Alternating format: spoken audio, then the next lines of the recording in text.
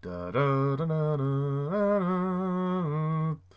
Hello, Harry Potter fans, and welcome to another Harry Potter video where today I'm going to be doing a ranking of all the Harry Potter games I have played. Now, I want to stress this, I haven't played every single Harry Potter game, so I can't rank every single one on the list, so I'm really sorry. I have only played the 8 movie-based games, the 2 Lego games, and the Quidditch World Cup. I haven't played any other Harry Potter games, unfortunately. I can't rank these ones here. The ones that you see on the screen now, I cannot rank. I'm sorry, I just haven't played them. So, this list is only going to be based on the ones I've mentioned, unfortunately, but there we go. Okay, so there are going to be 10 places on the list, and I say 10. So, and this is just a order of personal preference. I'm not asking you guys to rank the list this way. This is a purely subjective list. It's not an objective list. And I hope you can respect my opinion. And I'd love to see your lists or hear your lists down below. This ranking was actually inspired by a subscriber of mine. If you're watching this, man, thank you very much. His name is Jay Josifovic. Very nice guy. He's from America. He's done his own version of his ranking for this list. So go and check his version out. And if you're watching this, man, then thank you. Right, okay, so let's kick this list off. Number 10.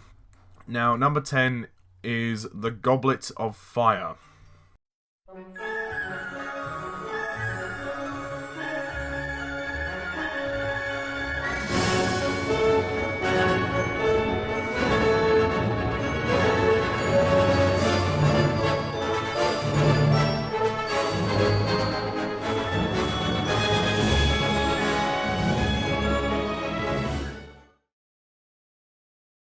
So, the Goblet of Fire, well, this game is not necessarily everybody's choice for least favourite, but unfortunately it's mine.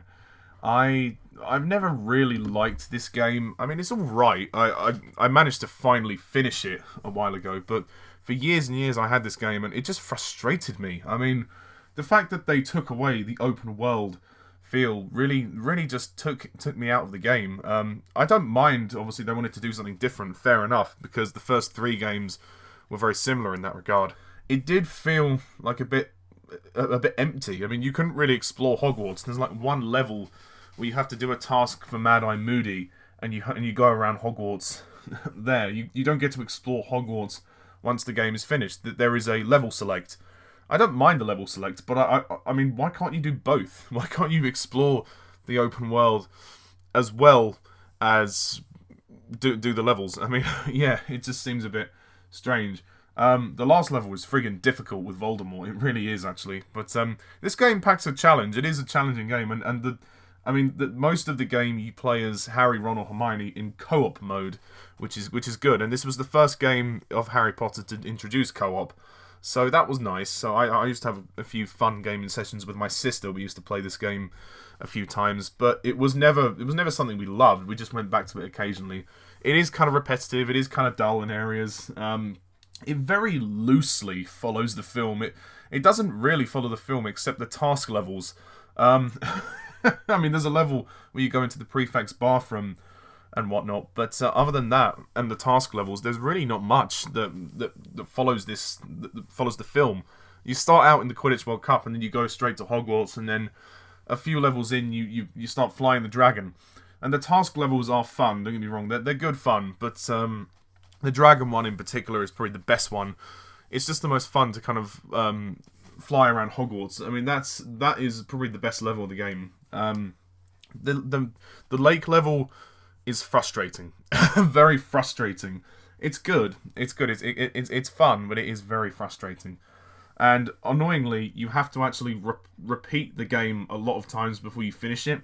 In that sense, they've done that to try and draw out the game, but it just feels endless at times. Like, it's only 12 levels, but at times it feels like you're playing this game for an age because you have to collect so many Triwizard shields to, to fucking go through, to progress to the end, and that used to really piss me off. And that was when I was a kid, I gave up with this game because I was just sick and tired of trying to repeat the same levels to get these damn shields to progress. You know, I'm not saying I wanted it to be completely easy and whatnot, but it would have been nice to just, you know, it would have been nice if they made it slightly easier to get the shields. I mean, again, at the end of the day, this game is frustrating. I very rarely go back to it. I managed to finish it a while ago, and that last level is really tough. It is tough, but I mean, the graphics aren't bad, and it's nice to have co-op gameplay, so you can play with a friend, but I mean, the task levels you can only play single player anyway, so there probably wasn't much point introducing the co-op mode. And half the time you just have to repeat the levels, and I just think the design of this game is very bland. It just doesn't offer very much, and I really wish that they had put a bit more effort into this one. I mean, not even the music is that good for the game, really, and that's saying a lot. So, that's it for the Goblet of Fire. I will actually do proper reviews of these games at some point. But yeah, for now, this is it. You get a digest opinion. Okay, so number 9 is probably everybody's pick for their least favourite. The Deathly Hallows Part 1.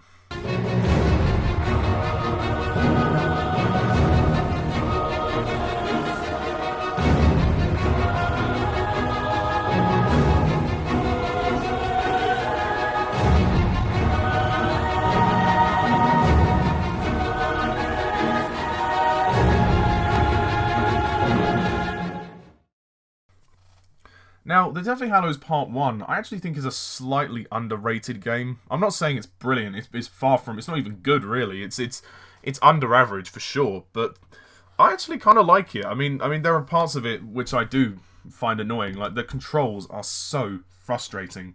It's hard to actually change spells, it's hard to block spells, the spells don't fire rapidly enough. There's just such a clunkiness about this game. Oh my god, don't get me started on the fucking invisibility cloak. Do not get me started on that, because that is the worst part of the game. Using the damn cloak to sneak around, you have to, like, take it off, and, you know, there's a little Deathly Hallows symbol in the corner of the screen. Every time you move with the cloak, that moves down, and then the cloak will just fall off after a while. It is so annoying, because there are parts of this game where you have to sneak around, and it really just takes forever because of that damn thing. It just comes off. Like, so you have to be very careful where you walk. You cannot walk into someone because they'll see you and then you have to start again. It just takes forever. It is really frustrating.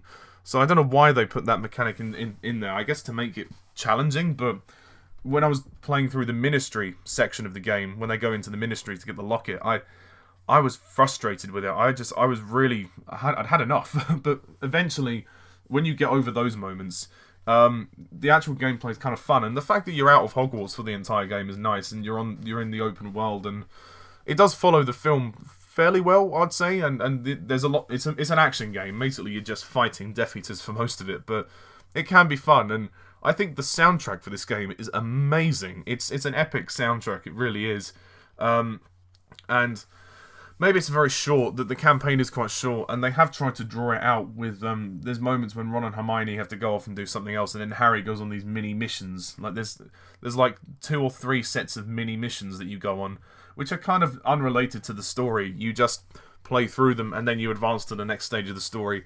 It's really bizarre. It kind of feels out of place, but at the same time, it draws out the game a little bit. But yes, I mean, Deathly Hallows Part 1, it definitely has its flaws. I mean, the graphics are good, and it can be fun on occasions. I don't think it's as bad as everyone says it is, but it isn't great. I mean, the fact is the gameplay is very clunky, and I think it could do with a bit more. There isn't much to do as well. Like, surely there should be some, like, bonus rounds, and I believe this, when I say bonus rounds, I mean, like, bonus fighting rounds or something like. I believe this game actually on Kinect was meant to be quite fun. Like, if you had the Kinect on the Xbox, I'm judging by the PS3 version, but the Kinect version on the Xbox made this game a bit more fun, I think, because you could actually stand in front of the thing and of the TV and actually cast the spells as if you were there. Kind of like Order of the Phoenix for the Nintendo Wii, you actually had the remote to use as a wand, which was kind of fun. But so I guess if you have an Xbox, maybe get the Kinect version, because that might be more fun. But generally speaking, this is a very disappointing game. I mean, it's not awful. It's not as bad as the Goblet of Fire for me, because at least it has an open world feel, and I actually thought I actually thought it was much better because it was open world and the graphics looked better, the music was better than the Goblet of Fire. But, you know, I'm prepared for people to disagree with me on this, so that's fair enough. But anyway, I'll move on to number 8.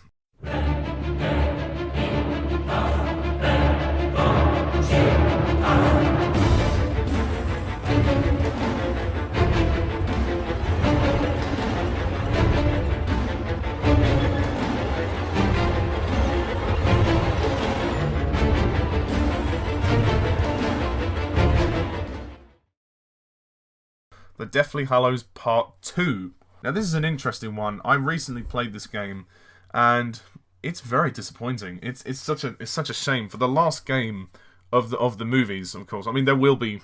I'm sure there'll be Harry Potter games in the future, but this is a very disappointing game. It's a complete missed opportunity. I mean, basically the entire game is you fighting Death Eaters, and it is a bit better than the Part 1 game because the controls are a lot more fluid. It's easier to control. It is more fun actually. It is fun, and you use the same spells to cast and blow things up. I mean, it kind of has like a. People have said this before. It has like a kind of Gears of War feel, but just for wizards, which I suppose is quite good. But there's only 12 levels. There's no open world, which really annoys me. It's over really before it even begins. It does follow the movie very well, but the fact that it's done in levels and the fact that you can't explore Hogwarts when you finish is really annoying. I just think it would have been nice for the gamers to make the effort with this, but they didn't. They rushed it out to get it in time for the release of the movie. What you do get at the end though is a nice tribute to the series. Like they say thanks for playing, and it's like Harry looks into the pensieve and then sees the memories of all the other games. That was a really clever little thing, and I really liked that tribute. It was just really nice, and it went through all the games of the series. Well, except the Lego ones, it went through all the games in the series, and kind of like said thank you very much for playing. I mean, that was just lovely, and because the games to me had always felt part of the experience, as well as the films growing up and the books. So I liked that they did that. That was lovely. But you play as 8 characters in this game. But I mean, don't get excited by that because I did, and I was disappointed because you play as Harry for most of the game, and for some reason Harry is the only one in the game who can apparate. I don't get that. Why can't the others apparate? It doesn't make any sense. I mean, all of the characters control the same, so there really isn't much difference, but you play as Harry, Ron, Hermione, McGonagall, Seamus, Neville, Ginny, and Molly Weasley.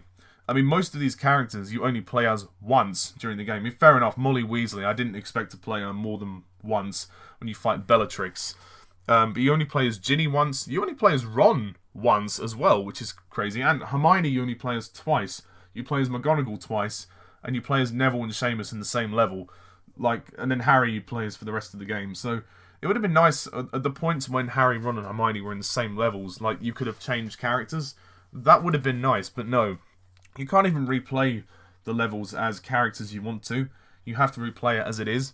So what a missed opportunity. I mean, the fact is, I don't know why they made you play as McGonagall, because McGonagall's kind of slow. I mean, it's nice to play as her, I suppose, but she's the slowest of all of them, and she's the eldest. So there's a level on a bridge where you have to fight the giants. And, McGonagall's quite slow at defending herself, so that can be a bit tough. But the game's very easy. It's just too easy. Like, the boss battles aren't difficult. Voldemort is not difficult to kill. Or Bellatrix. Or any of them, really. But it's fun to... I did play it recently, actually, just to catch up on it. And it was fun, but I got through it within a few hours. Like, it takes about 3 hours, or probably even less than that, to finish it. There really isn't much to this game. And it really disappoints me. The soundtrack is amazing. The music score for this game is phenomenal, and I loved hearing the music when I was playing this game.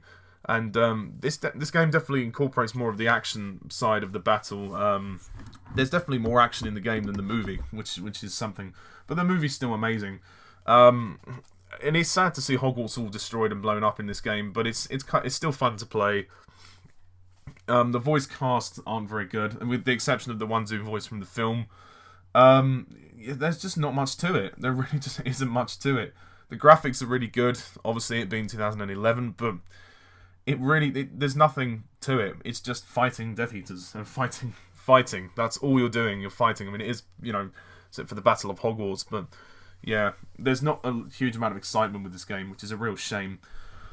Anyway, let's move on before this video becomes too long. Okay, number 7 is The Half-Blood Prince.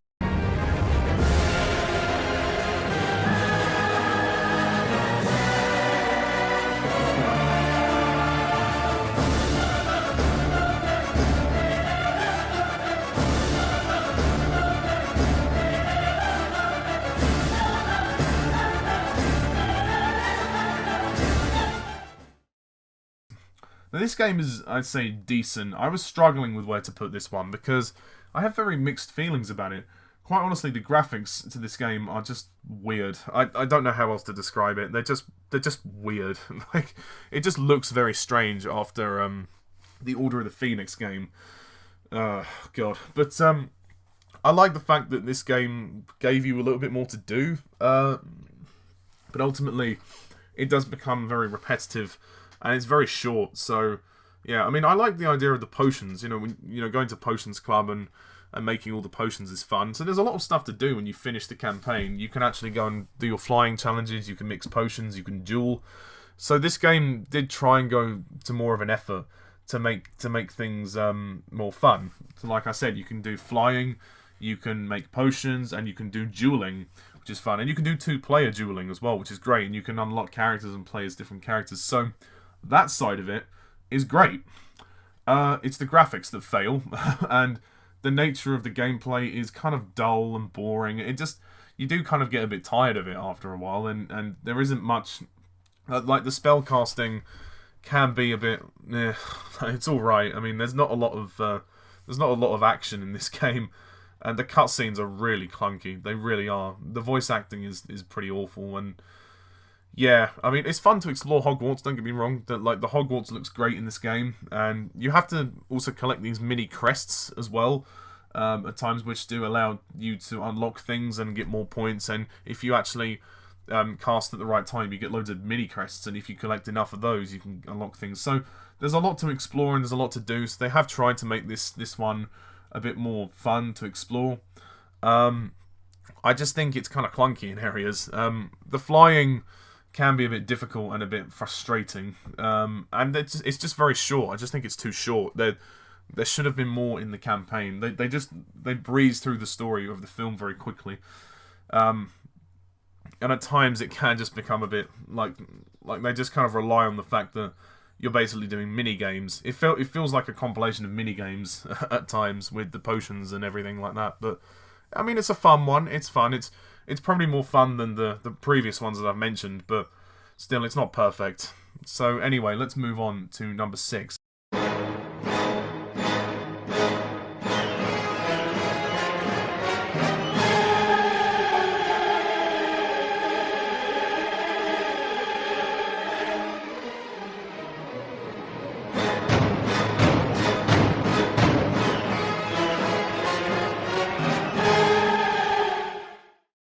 Number 6 is the Quidditch World Cup game. Now, I actually haven't played this game for quite a long time, so going from memory, I thought it was pretty good. I wouldn't say it was anything more than that. I think it's fun. It's fun to play Quidditch in more of a fun way. I mean, you get proper training for Quidditch. Like in the movie-based games, you just kind of fly around, whereas in this one, you get to like pass the quaffle and beat the bludger and save the and be the keeper and be the seeker. You get to do everything in this game, which is great. But I mean, there isn't really much to it. You just play Quidditch. That's it. I mean, it is called Quidditch World Cup, so I think it's a nice idea. But I'd like to see a remastered version of this game. There's not a lot to say about it. It's fun, and you get to choose your teams, and you get to do international matches as well. It's great to have if you're a Potter fan, but as a game, it's not the best. I mean, the graphics are decent, can be a bit clunky, but generally the controls are not too bad. But it's just not one that I play very much. But there's a few more things to do than perhaps some of the other games that I've mentioned on the list. But I don't have a lot else to say, so I'm going to move on. Number 5 is The Order of the Phoenix.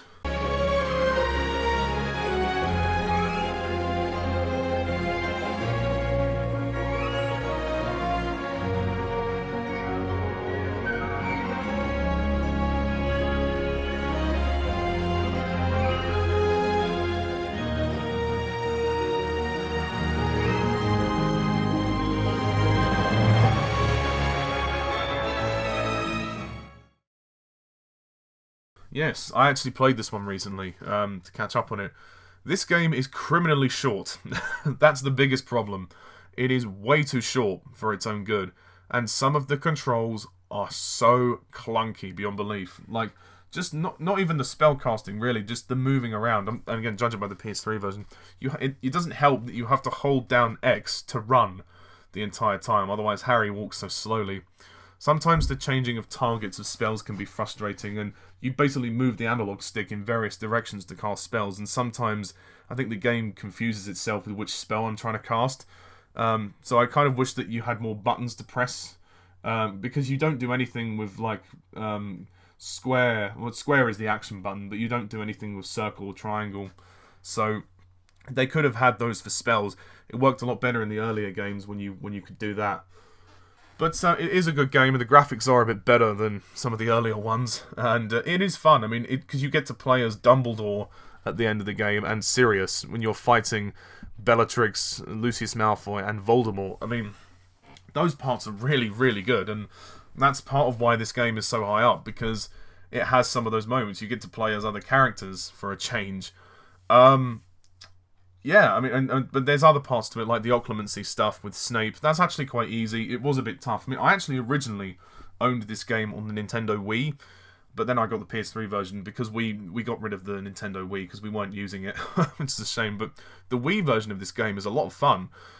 It can be, again, I mean, it's exactly the same as the PS3 version, except it's just different controls. Like, you actually get to use the Wii remote as a wand, and you have to kind of, you have to make sure you're doing the right moves, and I know that sounds very vague, but it's a great, if you still have a Nintendo Wii, get this game, because it's the closest you'll ever feel like to waving a wand in a Harry Potter game, because you actually have to physically stand there and then do the actions, and it is a ton of fun. You know, I can't deny it's a ton of fun. The campaign is very short. When you finish the game, there really isn't much to do. You can explore Hogwarts, you can look for other portraits. The campaign's very easy. There really isn't a lot to do. I like that they use some of the cast of the film. Oh, and the music. The music for this game is terrific. Especially with there's a moment when Harry has to do something for Cho. He has to get something from, like, get a parcel from the Owlery or something. And the music that plays there is phenomenal. It's the music across the game is just so good. And I mean, Ron and Hermione can get annoying at times, like the voice acting can get a bit over the top, but it is a fun game and it's very charming, and I think, I mean, it follows the film loosely, but it's fun to explore Hogwarts. It brings back the open world feel, which was absent in the Goblet of Fire, and I think everybody who didn't like the Goblet of Fire complained about that, so they decided to bring back the open world feel, and you get to use the Marauder's map as a guide, which is nice. I mean, they should have done that really for the Prisoner of Azkaban game, but still, it was good that they did it eventually. But yeah, it is just a little rushed. I think that's the problem.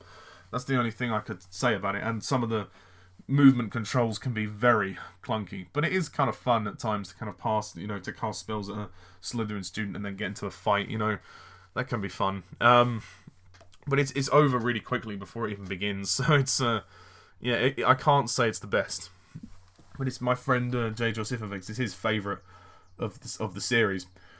Okay, let's move on. Now, number 4. This might be considered as a bit of a cheat, but I put these two together for good reason. Number 4 is Lego Harry Potter, years 1 to 4 and years 5 to 7.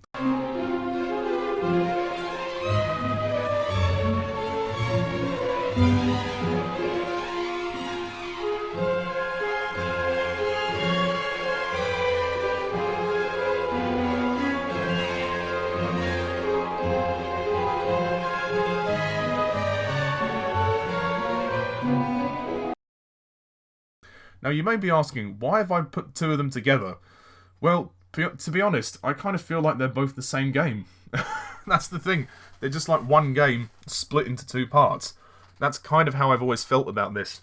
I mean, I love both of them. If I had to choose which one I preferred, I don't know. I can't choose. That's why I put them together. I mean, they actually have done a remastered version of both of these on the PS4. You can buy it. It's on one disc, but it's two games. So you have to select, when you put the disc in, you have to select which game you want to play. So, yeah. And that's kind of when I thought, well, actually, yeah, because both of these games feel like two of the same, just kind of separate. I mean, years 1 to 4, there's more puzzles and everything, and years 5 to 7, there's more action, there's more dueling and stuff, which was kind of the only differences, really. But otherwise, they're very similar. I think they're a ton of fun, though. They are a ton of fun. They recreate the films very well. All 8 films are very well recreated, and it is a ton of fun. I mean, they may not recapture all of the emotion of the story and of the series, but there's certainly a fun time to play through, and there's 6 levels for each film, and they all feel really good, and the puzzles are easy. Sometimes if you just want to turn your brain off, you can just, play these games and just have fun, and it's kind of cute in the Lego format. And they have music from the films, which is good. And each of the films, I think, like as I said, has been recreated well. You can unlock loads of characters. You can create your own levels. There's plenty to do as well as the levels. So that's why they're so high up on the list. There is so much to do. And the open world feel is nice.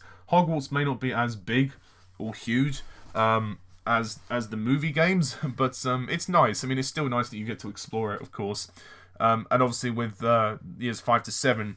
you get to explore a bit more outside of Hogwarts as well because of the Deathly Hallows Part 1 when they go out into the world to find the Horcruxes.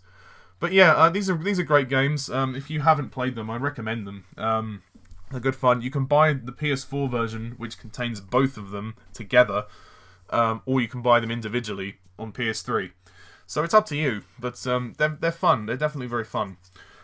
Okay, the top 3. Now, these 3 might be pretty obvious. I'll try and speed through them. Number 3 is The Prisoner of Azkaban.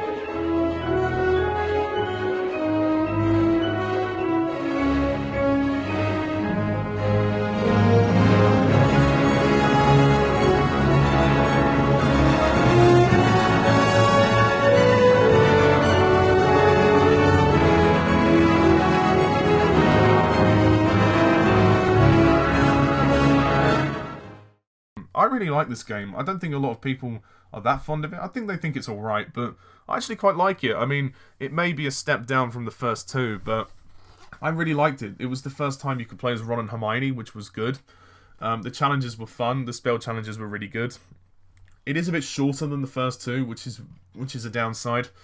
But the graphics were a bit better. Flying Buckbeak was amazing. It's a bit clunky at first to get used to, but when you get used to it, it's brilliant, and it's a lot of fun, and it recaptures that moment in the film when he's soaring on Buckbeak, and it's just a very free-spirited moment, and the game has a darker look to it and captures the darkness of the film. The Dementors are creepy in this game, and when you learn Expecto Patronum, that's pretty satisfying.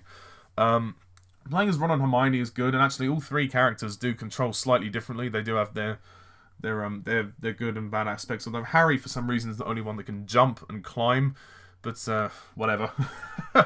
The challenges are fun. I do play this one occasionally. I do quite like the Prisoner of Azkaban game. It actually was quite challenging as a kid.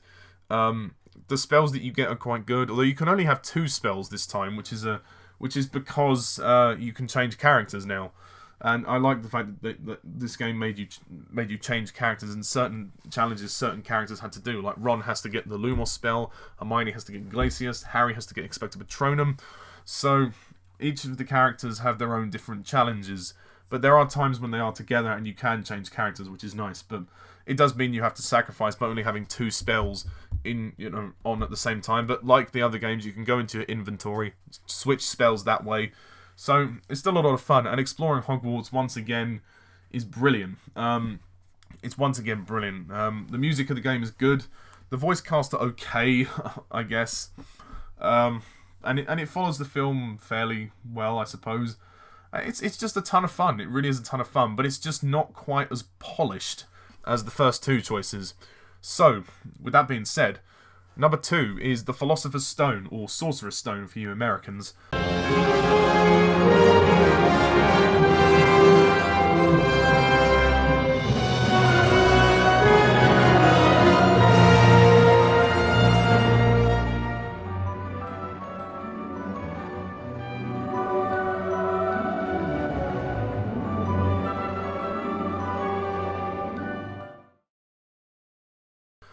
The Philosopher's Stone. Now, I'm talking about the PS2 version. The PS1 version, I haven't played. I can't comment on that. So the image you see on the front, this is the version I'm talking about.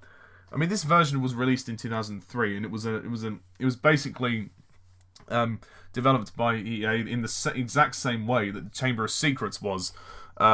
With this version, it is kind of identical to the Chamber of Secrets, but it's just obviously telling the story of the first film. But I've always really liked this one, and it was the introduction to Hogwarts, and you start out in Ollivanders and you have to do a couple of challenges, and then you eventually get to Hogwarts, and Hogwarts looks so good in this game. It's just amazing. You know, the design is brilliant. It feels so big because Harry is only 11 in this game. He's small, so everything feels massive, and the design of it is just superb. Hogwarts did sort of feel a bit constricted as the games went on, but this is where the Hogwarts feels most open. The grounds are huge. Same in the Chamber of Secrets. And it's just amazing to play. It's just so much fun to play. The voice cast are probably the weakest thing about the game. The voice acting is not very good. The music is wonderful.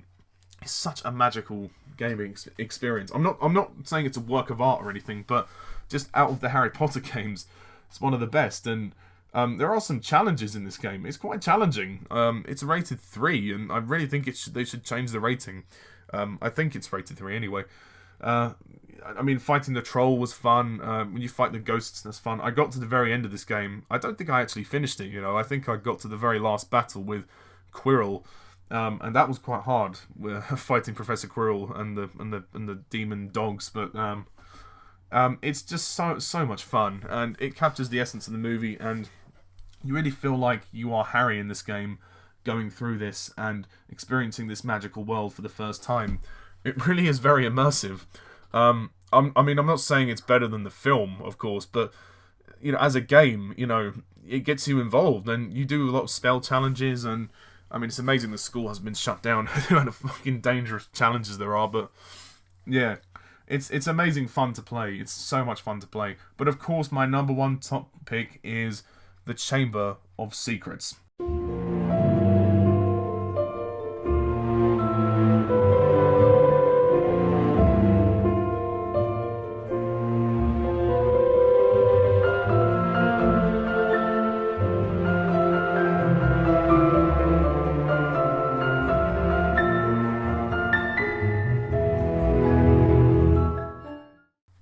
As I said, the Philosopher's Stone remastered version is basically identical to this one. This one came first, and this one just got it right. Wow. Hogwarts looks its best. The open world feel is so good. The challenges are amazing. The dueling controls could be a little bit temperamental, but they are quite easy to use. The challenges are fun. It's paced really well. And I love it. I think the final challenge is really quite good with the basilisk. It can be quite tough, but this game is tough in a good way. There are a lot of tough challenges in this game. It's not a game for young people. I think you need a certain amount of skill. You need to know your way around the game to kind of beat it. But exploring Hogwarts is amazing. It's even it's wonderful. You get to go to the Hobblodgy greenhouses. You get to go to the Forbidden Forest when you have to fight the Wandering Willow. You go through all across Hogwarts. You do spell challenges again. And there is nothing wrong with this game. Okay, maybe the voice acting isn't great, but and I think they tell the story kind of well, I suppose. It follows its film quite well, I guess. But it's very loosely. But just the whole experience is just so much fun, and flying as well. You get to fly on the brooms. That can be fun. That can be a lot of fun. It takes a while to get used to, but when you get used to it, it is a lot of fun. And there's so many great spell challenges. You get to have a lot of good spells, and it's brilliant. It really is brilliant. And for me, it is my crowning pick of the Harry Potter games that I've played.